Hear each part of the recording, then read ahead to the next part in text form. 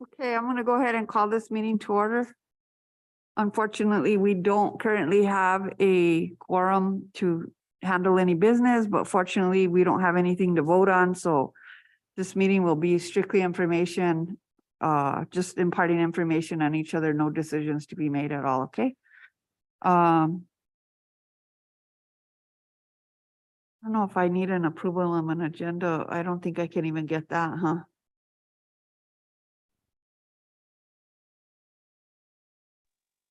Mayor Pro Tem, Councilor Valdez is here. If you want to do a quick overview on,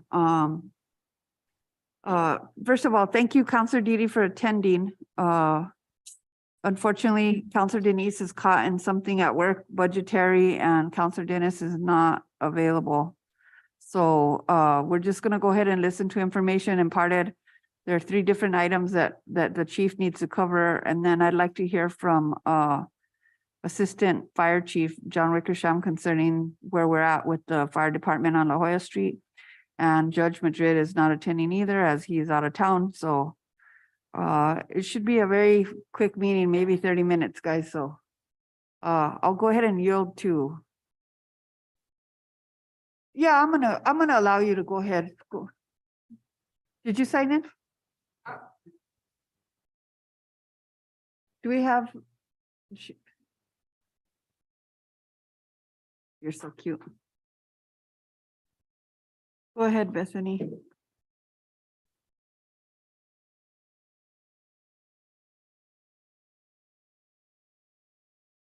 I just kind of wanted to, I know that hopefully this is being broadcast and people are listening. I want to remind everybody that Espanola Humane is doing a vaccine clinic May 11th from 10 to 2, May 18th, again, 10 to 2, and June 8th from 10 to 2.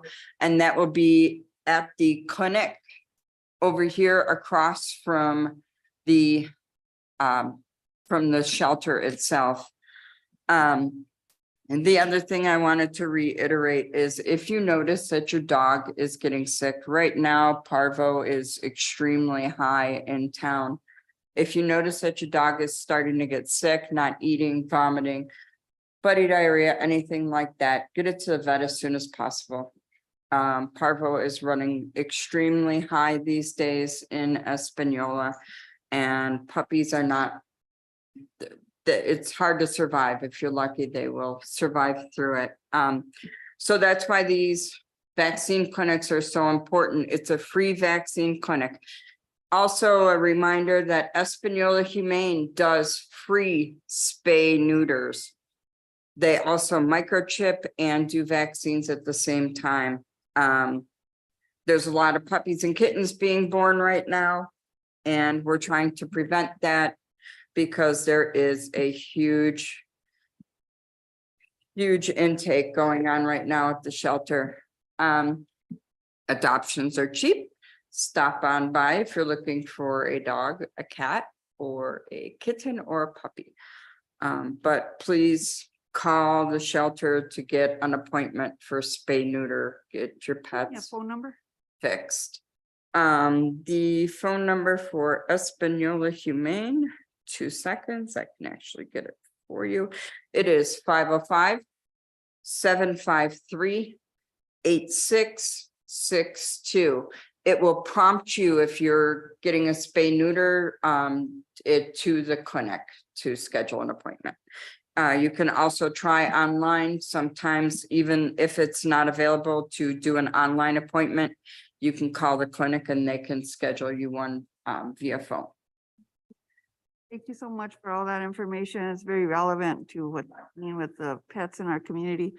Also, you mentioned that adoption is available at the shelter, but there's also pictures uploaded pretty regularly as to what animals they have over there online Yes, ma'am. On Oh. Facebook also.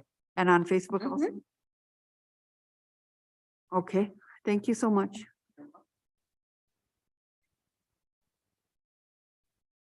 Okay, Chief, it's all you, buddy.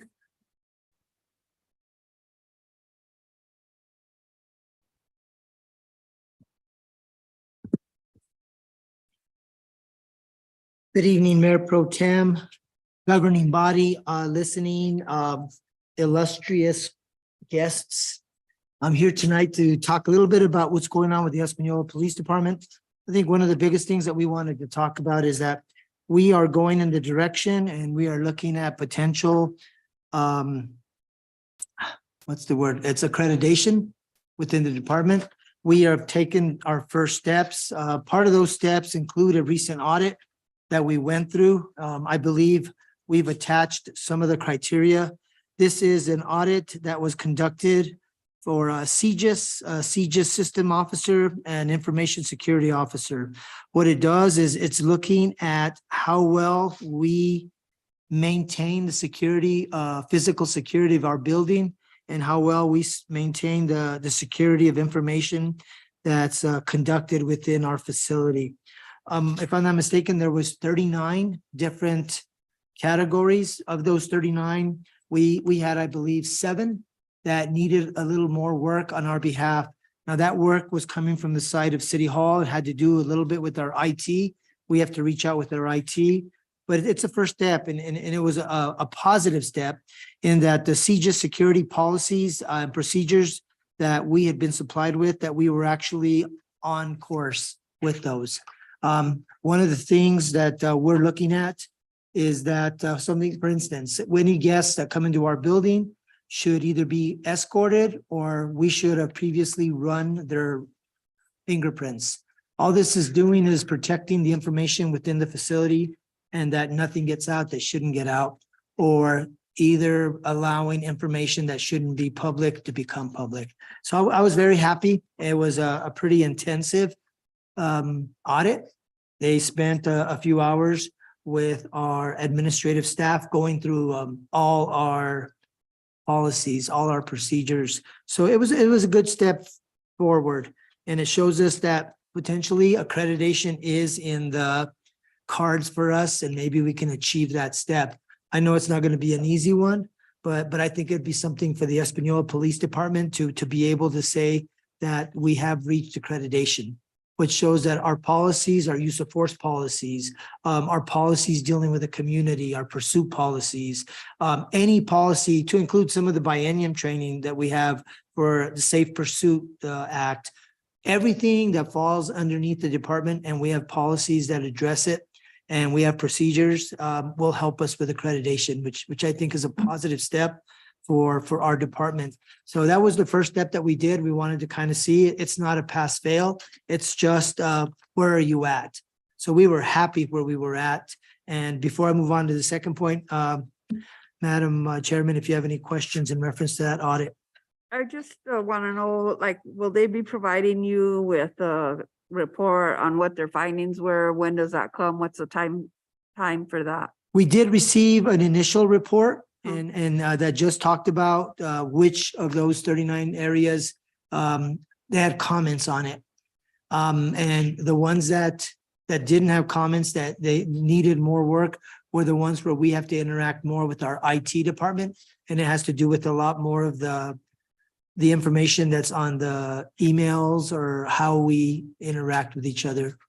That's the final. That's the final one, yes. And it's not a pass fail. It pretty much is just, this is where you're at. Who they're truly auditing is at the state level.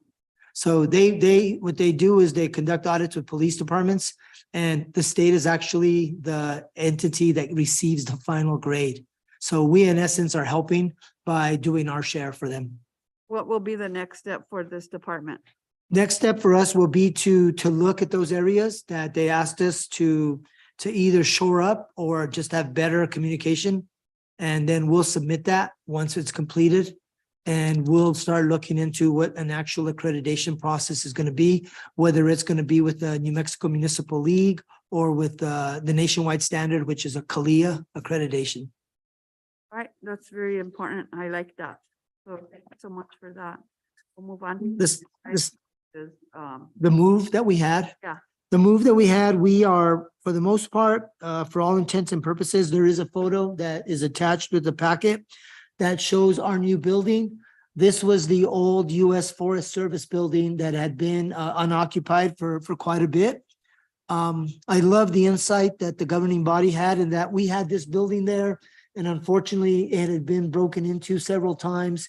It had had numerous metal thefts and was just sitting back there. So in talking to members of the governing body and in wanting to better utilize our former building, we came up with the potential of using this as our new law enforcement building. The money that we received from the governor assisted us in making that initial move. And as of last week, we've been up and running, but we are completely up and running. Everything that we need except for a few magnetic locks on a couple of doors. All the rooms that need to be secure, our camera systems are all up. Aesthetically speaking, we're still looking at, as you can see, our sign isn't the best, but we have that ordered. We're looking at the landscaping part of it to re-landscape, to repave. The back, we're working with the municipal court for assistance in helping us clean up all the debris that sometimes goes against our southern fence because of the wind. And it's the only fence that's between empty fields and Walmart. But everything is good. Our new vehicles were parked there. Our old vehicles, we have a couple of Connex boxes, but it's up and running. There should be nothing that we can't do. And like I said, the only thing missing is the aesthetics, the nice signs in the front, having that 1 or 2 mag locks for us to go in. But other than that, we're good to go. Right, thank you so much. We have a plan for payment as of yet or not quite? Yes, we do. We've been working with our with the director, with Jeff, about where that money is going to come from. We're also looking at looking for grants. So it's just a matter of finding the funding. Additional funding that we're looking for is we do have quite a few steel cabinets within our facility, which has made it a little more cramped than we'd like. But we're looking to turn all those old files by Laserfish and completely eliminating anywhere from 70 to 80 cabinets that are throughout the back walls and throughout our hall. We actually have 3 rooms that would be cleared once we Laserfish all those files. Have you looked into a grant for that, Chief, at all? Yes, we do. I have a meeting, first of all, with the company that's going to be conducting the Laserfish, and they have provided me, they've worked with other departments. So we're looking to see what type of grant we can get. There's other companies besides Laserfish too. There's Storage Technology that has a really cool system. It's almost like a robot that has discs, and it can pull any information with an arm that you need in a matter of seconds. So that company is called Storage Tech. They may be able to help us with that too. Anything else on that? No, in reference to that subject, no. Our final subject in reference to training, as always, we have been working on completing our biennium training requirements that are required by the state of New Mexico, by the Law Enforcement Academy. We have pretty much completed the last cycle's training, and we've started in January with the new cycle. The only difference that we've done is that we've actually included a lot more outside training. Since January, we've had instructor development class. I currently have an officer in Rio Rancho at basic detective and investigative training. I've sent 3 sergeants to leadership training. I've sent one of my officers to additional canine training. So what we're trying to do is just make sure that we have well-rounded officers and that we show our appreciation for how hard they work by providing them training that they'll be able to utilize for not only the department, for the community. So we're keeping track of that. And thankfully, with the additional money that we're receiving through the law enforcement professional funds, we're setting apart a significant amount, which starting next year is going to be mandated by the state as to how much training. So we're a little bit ahead of the power curve in that we're already utilizing the majority of that money for training. And the state's going to start requiring that a set percentage be used only for training. And what they're looking at is all officers being almost at the same level and all receiving the same type of training. So give me an example. I know you guys do qualifications for weapons We do, and you do Safety Pursue Act training also? we do that. We do the mental health training. We do the legal training. We do, what was that? Yes, we do the bias training, the racial bias training. So everything that's required by the Law Enforcement Academy, it's mandated. That training is something that every department throughout the state has to do. But we have started doing quite a bit of additional training. And like I said, leadership training for my sergeants. We've done instructor development. And the reason we did that is so we can utilize internal instructors. So it doesn't cost us as much to send people out of town where we have to pay per diem and lodging costs. So we bring training to Espanola and it's a lot more inexpensive than sending them out. Are we doing any collaboration training with Okewinge, Powake, Rio Arriba, or Santa Fe County? We usually invite, the last leadership training, the last instructor development, state police, I believe, sent 2, Rio Arriba sent 2 or 3. We always open it up to the nearby, to the surrounding agencies. Good. I'd like to see that a lot. All right, I think that's about all from you. Is there anything else on your mind that you want to discuss? Just real quick, last month, the month of March, the department responded to 1,500 calls, which is an increase from the previous month. Now in the summer, we're going to start seeing our calls for service go up to as high as last year. They were up to 1,900. I just did an interview today with our KRQE, and they were asking us, because of the telephone breakdown, how many calls we take in Espanola. And I never realized, and I think you and I, Madam Pro Tem, attended a meeting where Espanola has 115 911 calls a day and 383 non-emergency calls, which for a city our size, that's busy. And I don't think people realize how busy our police department is. And I believe those also include they must include our fire department, because that's a lot of calls to take for a city our size. If, I don't want to get away from what you're talking about, but I do have a question concerning the NMDOT traffic grants. Do you know where we're at with those? The 100 Nights of Summer, Click It or Ticket, and the DWI grant? We have had, and the unfortunate thing is because of Manning and because of just the ability, we have had a few events. And I agree with you, we can't afford to lose that funding. So once now we hire our new field operations lieutenant. He will be directed to conduct those operations so that we use the entire amount and in the proper way so that we don't have to revert it. So we will use it in conjunction with our state police, primarily with our state police partners that we use it with, setting up roadblocks and just setting up operations. But due to manpower, again, and due to everybody working quite a bit of overtime, it's been somewhat difficult to put into it. I'm curious as to whether or not the state would allow us to collaborate with Rio Arriba to do like one thing and allow us to pay them out of that grant. I'm just curious if that it's a possibility, because our manning is the issue. If it's possible to pose that question. I believe we could look into it. I could have our finance department look into that and maybe talk with the county finance, because I think that's what it would take. Of course, the 2 agencies, we'd be more than willing, but I think it becomes a finance issue as to how we pay, how we would transfer. We'd have, Payment. it would be a little convoluted, but I think it solves a problem. Because I think every year we've not really completed the complete grant that we should. No, ma'am, we I have think not. that anytime we're not doing that, and we're sending some money back, we're cheating our community out of that. I think it's important to try and utilize it to the last cent, to be honest. All right, is there anything else, Chief? No, ma'am. Okay, we'll go ahead and listen to John Wickersham.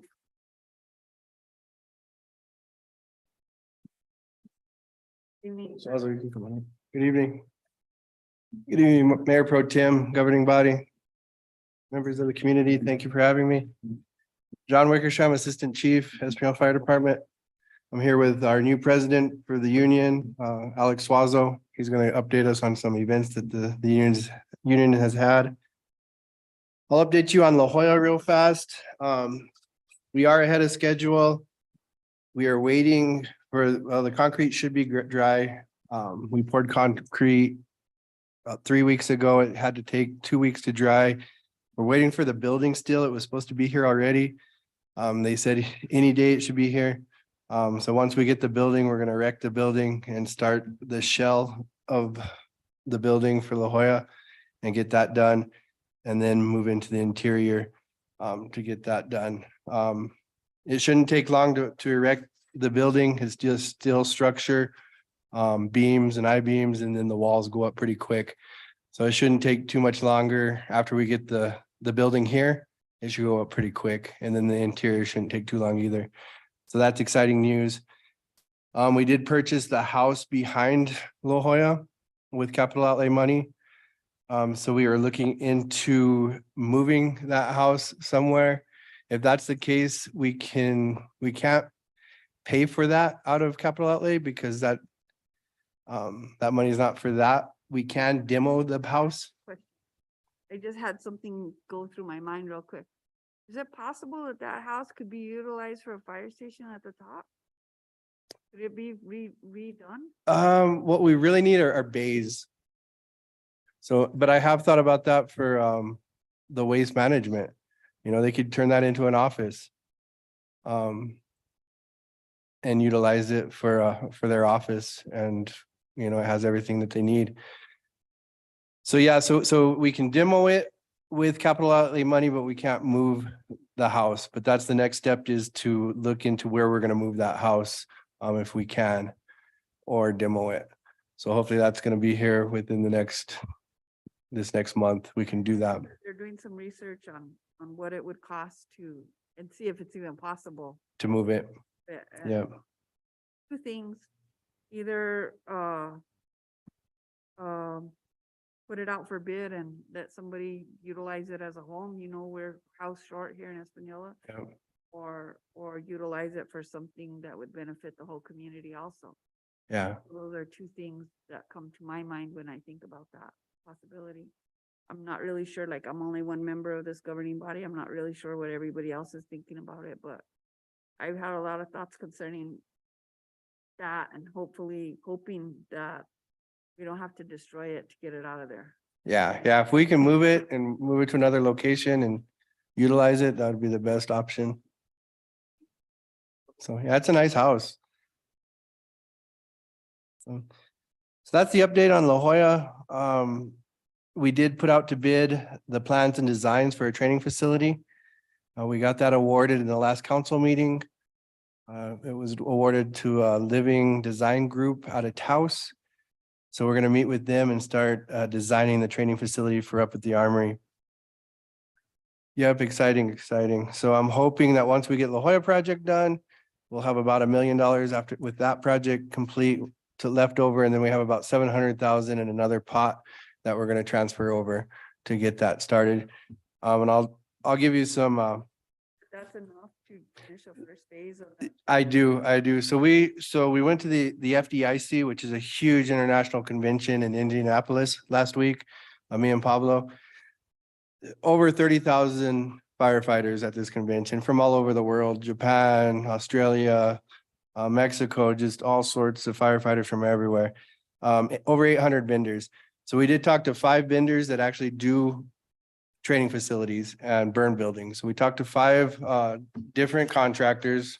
We got their information. We got their contact information. We're looking at about $800 to $1 million for a 5-story, state-of-the-art, everything we need, forcible entry, just any kind of training that we can think of, we can do in these buildings. And I think we can do that for about $800,000 to $1 million, a 5-story, a burn building. And so that's with what we have left over with the La Jolla project and the 700,000. I think we can do phase 1 with the concrete, pouring the slab, the dirt work. I think we can get phase 1 done. The fire station with the bays, the training facility with the classrooms, that would come second and would cost a little bit more because that would be a building. So I'm thinking $2 million for that. So hopefully we can get that next legislature, but we can have plans and designs ready to go and shovel ready for that. And if we're, as a community, have already invested that $1 million in that first phase of that. Yes, I just can't see how the second phase and the third phase wouldn't be right next in order. Yep. I think that the fire department has done well in taking care of what they've needed to take care of when we have received money. I think that we've been responsible as a community. And we're reinvesting all that money, that state money especially, and something that is very beneficial to our community. So I'm pretty pleased about where things are. I'm a little bummed that we don't have any walls going up yet, but that's just me being a little anxious. Me about the too. whole thing. me too. And I have gone by there like 2 or 3 times already, and I'm like, wow, nothing yet. Wow. Yep. And so, It's hard to even see the cement unless you really understand that it's there. You don't really know, but yeah, it's exciting. I just want you to know that I'm very excited that that's coming to fruition and it'll be here soon. So I'm very excited about that. yeah. And we also saw the washer and dryers for the bunker gear. So we're gonna look into that and get that for La Jolla Station. How expensive are those units? They're about 20,000. They're very necessary though, huh? Yes, exactly. Yep. They'll take care of our bunker gear. They're ISO compliant, NFPA compliant. This one here actually documents every time you wash it, it'll have a code and you scan it in. And every time you wash that bunker gear, it brings it up and you know exactly how many times it's been washed, cleaned, and so on. So, The half-life is of that garment. yep, and documentation that we're actually cleaning this gear, and not wearing it dirty. So it's huge. So, After being out at a fire once with you guys and seeing the creosote and everything Yeah. that comes out with the firefighter when they come out of the building or when they're Yep. around that. Yep. That's very toxic stuff and that has me very concerned. I told Yep, you that. cancer. day that I really believe that we need those machines like yesterday. I don't Yep. believe that you guys should have to have shake out your stuff yourself or anything like that. I think that a machine like that is an absolute must. yep. So we'll get one of these ordered, put it in the La Jolla Station. And You- good stuff. Did he give the specs? to Yep. the Contractor, so he knows how. Yep, we have the drains, we have the electric, everything's set up to go for the new station. We have a room for it. Yep, so it's good to go. So that's exciting news. So this is huge for our whole department, for the city. The whole department came together for our ISO inspection that we had the week before we left Indianapolis. ISO is where we get our funding from. And it's the insurance that the lower we go for ISO, the lower insurance people pay for residential and commercial insurance. So it's huge. We haven't done it since 2016. The whole fire department came together on this and we all worked together to get this done and completed. I was stressing out so bad. But he came, we talked to him. I sent him all the documents he needed before he got here, which helped. When he was here, he just kind of just went through our stuff really quick and it was good to go. I really believe we're at a 5 right now. I'm hoping we can get to a 4 or 3. I am crossing my fingers even lower, but We know 6 months. So the water department's 40% of our grade is the water department. And so it's all about infrastructure, about the size of the water lines. So calculating all that takes time. where the hydrants. Yep. are, How close they are, how many we have. Yep. And so, Very well with that, right? yep, exactly. And so last time we did it, we didn't have any hydrants tested. We had a few here and there, but there was nothing concrete. There was nothing. So now we have 5 years of documentation of hydrants being tested, inspected, and maintained. And it's all right there, black and white. We showed it to them. Perfect, so that was huge. To go down some. In our training, is a huge portion of it. And last time, and it's documentation. We've always done really good on training, but it's documentation. All ISO is documentation. You just have to show them that you're doing it. So we did really good. And that's what I want to thank these guys because they've done a lot of training and we've documented it really well. So I think I know we're gonna go down. So that's awesome. Let's see what else. So on Tuesday, I will be in Hobbs for the blessing of the second baby box in New Mexico. Hobbs has installed their baby box. So on Tuesday, they're gonna have their blessing of it and it'll go live on Tuesday. So that's exciting for New Mexico. We have, so will be second. There's Roswell, Carlsbad, and Berlin are all neck and neck. I think Berlin will be next, and then the other two shortly after. So we're gonna get baby boxes throughout New Mexico. My next goal is to do a campaign, an awareness campaign, billboards, and just we've been in schools talking about it and just more awareness on it, that this is an option for mothers. Important that we, not only in the fire department, but the police department too, just communicating with the public as to what's going on with us and what's available here in our community. A lot of times that just gets lost in communication. I think it's important that we do a little bit better. Yep. I've asked the mayor to consider, the mayor's newsletter that you go out before in the water bill, just giving every department a paragraph. This is what's going on with our department this month. Yeah, If we're having anything like your union is having stuff, please note that on a calendar at the very end with dates marked off. If the police department's having community stuff or whatever is going on at the library or whatever, even concerning the animal, the human center and what they're doing, I think that's important. I think that a lot more people will utilize the facilities and utilize the services if they put it in their minds that they're available. Sometimes we just get so caught up in our dailies that we don't really pay attention to what we need to. So I'm hopeful that that will happen soon too.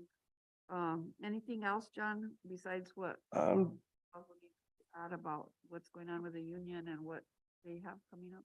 just training. We have two trainings from the State Fire Marshal's office, which this training facility would be awesome to host as well. We have an extrication class next week, which we opened up to anybody in the state, and a driver training class that's When is that extrication class? next week. I think it's Wednesday, Thursday, Friday, up at the Armory. Ready to go that you're gonna use? Yep, so Pablo, we're fortunate that our Fire Marshal Pablo Montoya, he worked for a wrecker company, and so they donate cars to us. Anaya's wrecker in Santa Fe, yep. And so he usually brings the flatbed, so we pay for their gas because he brings Anaya's trucks over here and uses his equipment to bring the trucks. So we usually help them out and reimburse them with that. So that way they're not using their fuel to bring us cars. So we have that extrication class and we have a driver trainer class that we everyone takes every year.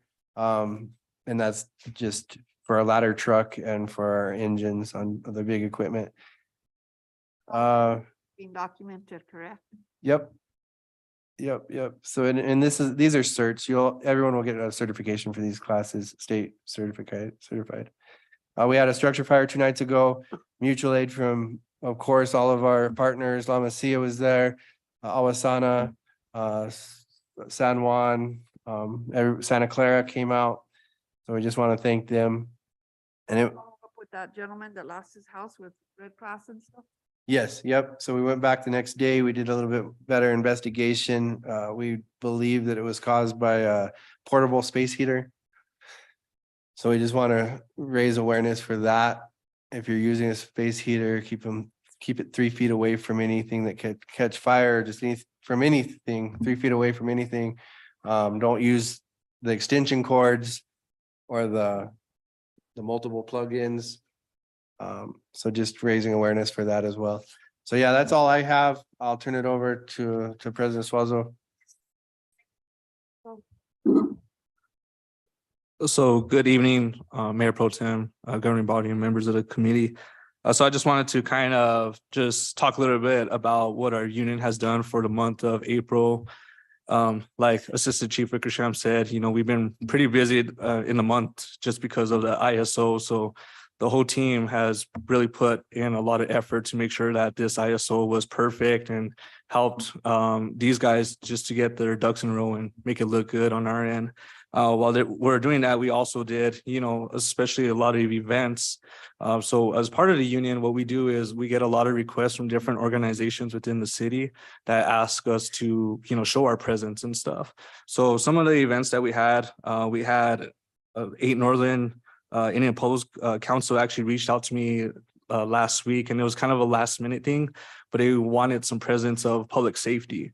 So it was pretty awesome because it sounded like, okay, Wingate was tied up, like their public safety was tied up with stuff. So I was able to get a team out there. We showed them the ladder truck, and the kids were really fascinated about it. So they're really thankful that they're going to have future projects, and they want us to definitely be a part of those projects as well.